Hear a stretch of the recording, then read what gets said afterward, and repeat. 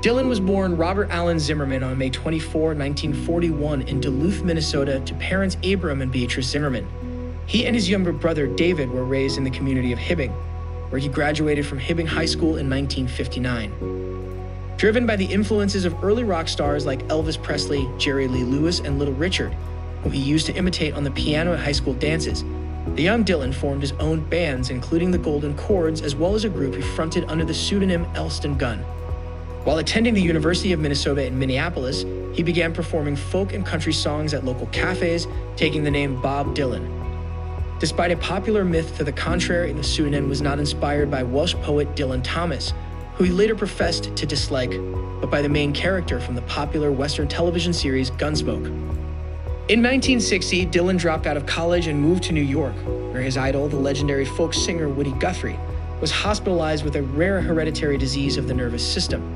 He visited with Guthrie regularly in his hospital room, became a regular in the folk clubs and coffee houses of Greenwich Village, met a host of other musicians, and began writing songs at an astonishing pace, including Song to Woody, a tribute to his ailing hero. In the fall of 1961, after one of his performances received a rave review in the New York Times, he signed a recording contract with Columbia Records, at which point he legally changed his surname to Dylan. Released early in 1962, Bob Dylan contained only 2 original songs, but showcased Dylan's gravel-voiced singing style in a number of traditional folk songs and covers of blues songs. The 1963 release of the freewheelin' Bob Dylan marked Dylan's emergence as one of the most original and poetic voices in the history of American popular music. The album included 2 of the most memorable 1960s folk songs, Blowin' in the Wind, which later became a huge hit for the folk trio Peter, Paul, and Mary, and A Hard Rain's A-Gonna Fall. His next album, The Times They Are A-Changin', firmly established Dylan as the definitive songwriter of the 60s protest movement, a reputation that only increased after he became involved with one of the movement's established icons, Joan Baez, in 1963. While his romantic relationship with Baez lasted only 2 years, it benefited both performers immensely in terms of their music careers. Dylan wrote some of Baez's best-known material, and Baez introduced him to thousands of fans through her concerts. By 1964, Dylan was playing 200 concerts annually, but had become tired of his role as the folk singer-songwriter of the protest movement. Another Side of Bob Dylan, recorded in 1964, was a much more personal, introspective collection of songs, far less politically charged than Dylan's previous efforts. In 1965, Dylan scandalized many of his folky fans by recording the half-acoustic, half-electric album Bringing It All Back Home, backed by a 9-piece band. On July 25, 1965, he was famously booed at the Newport Folk Festival when he performed electrically for the first time. The albums that followed, Highway 61 Revisited, which included the seminal rock song Like a Rolling Stone, and the 2-record set Blonde on Blonde represented Dylan at his most innovative. With his unmistakable voice and unforgettable lyrics, Dylan brought the worlds of music and literature together as no one else had. Over the course of the next 3 decades, Dylan continued to reinvent himself. Following a near-fatal motorcycle accident in July 1966, Dylan spent almost a year recovering in seclusion. His next 2 albums, John Wesley Harding, including All Along the Watchtower, later recorded by guitar great Jimi Hendrix, and the unabashedly country-ish Nashville Skyline, were far more mellow than his earlier works. Critics blasted the 2-record set Self-Portrait and Tarantula, a long-awaited collection of writings to Dylan published in 1971. In 1973, Dylan appeared in Pat Garrett and Billy the Kid, a feature film directed by Sam Peckinpah. He also wrote the film's soundtrack, which became a hit and included the now-classic song Knockin' on Heaven's Door. In 1974, Dylan began his first full-scale tour since his accident, embarking on a sold-out nationwide tour with his longtime backup band, The Band. An album he recorded with the band, Planet Waves, became his first #1 album ever. He followed these successes with the celebrated 1975 album, Blood on the Tracks and Desire, each of which hit #1 as well. Desire included the song Hurricane, written by Dylan about the boxer Reuben Hurricane Carter, then serving life in prison after what many felt was a wrongful conviction of triple homicide in 1967.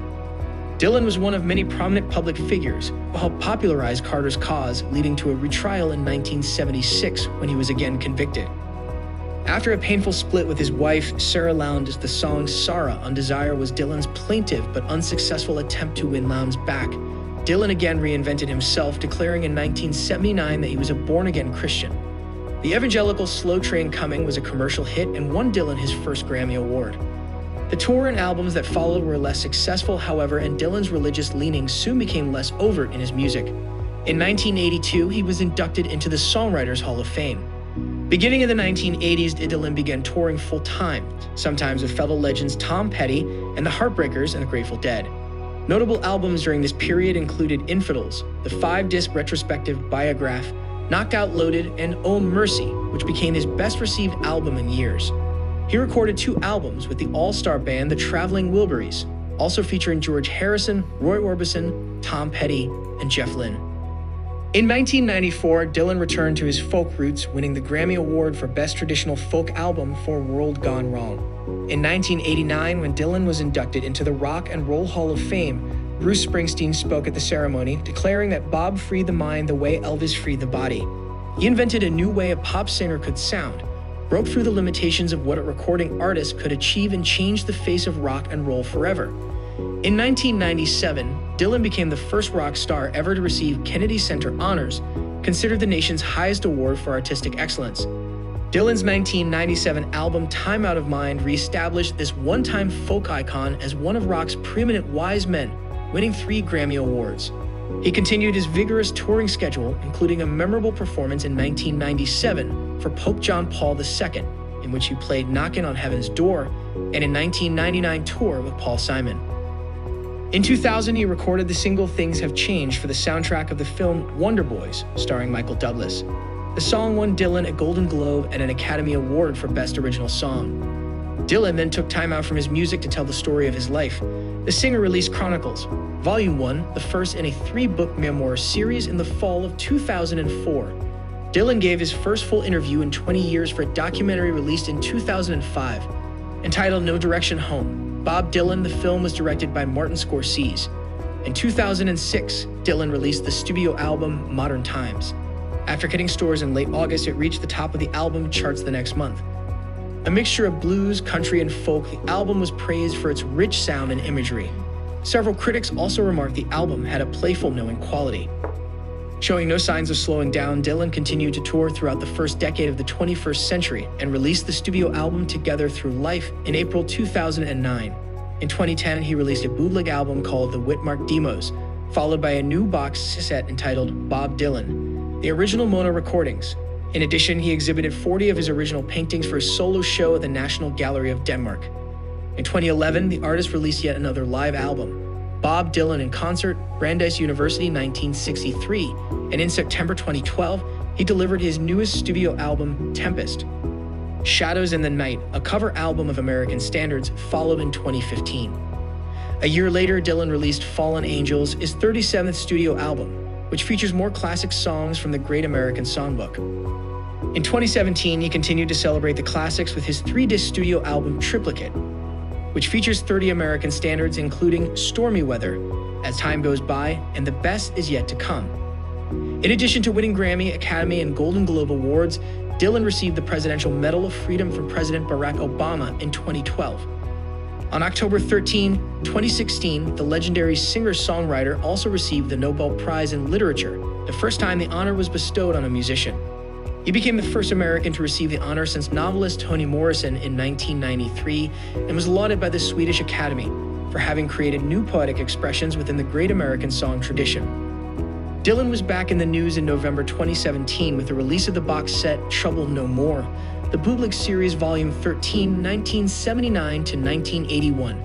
Around that time, it was announced that his old recording studio in Manhattan's Greenwich Village was being reopened as a luxury apartment building with lofts available for a minimum of $12,500 per month. Not long afterward, the door to his room at the famed Chelsea Hotel was sold at an auction for $100. In 2018, Dylan was one of the artists featured on the 6-track EP Universal Love, Wedding Songs Reimagined, a collection of classics from various eras revised with same-sex pronouns. Dylan recorded the 1929 standard She's Funny That Way as He's Funny That Way, while later hits like My Girl and Then He Kissed Me also received fresh takes with a pronoun twist. That year, the iconic songwriter also launched a whiskey brand called Heaven's Door Spirits. In August, the Heaven Hill Distillery filed a lawsuit over claims of trademark infringement. November 2019 brought the release of another cache of Little Heard material with Bob Dylan, featuring Johnny Cash, traveling through 1967 to 1969. The Bootleg Series Volume 15, along with songs from Dylan's 1969 collaborations with Cash, the 3-CD set included tracks from his 1970 session with bluegrass great Earl Scruggs and outtakes from the 1967 John Wesley Harding and 1969 Nashville Skyline recording sessions. Dylan gave fans a pleasant surprise with the March 2020 release of his 17-minute song, Murder Most Foul, about the assassination of John F. Kennedy. He provided few details about the track in a brief statement, noting only that it was recorded a while back. In addition to Baze, Dylan was at one point romantically linked to another singer, gospel icon Mavis Staples, and wished to marry her, though the two never took the trip down the aisle. Dylan and Lowndes, who married in 1965 and divorced in 1977, have 4 children together: Jesse, Anna, Samuel, and Jacob, with Jacob going on to become lead singer of the popular rock group The Wallflowers. Dylan also adopted Lowndes' daughter, Maria, from a previous marriage. When he is not making music, Dylan has explored his talents as a visual artist. His paintings appear on the covers of his albums Self-Portrait 1970 and Planet Waves 1974, and he has published several books of his paintings and drawings, as well as exhibited his artwork around the world. If you liked the video, please don't forget to subscribe.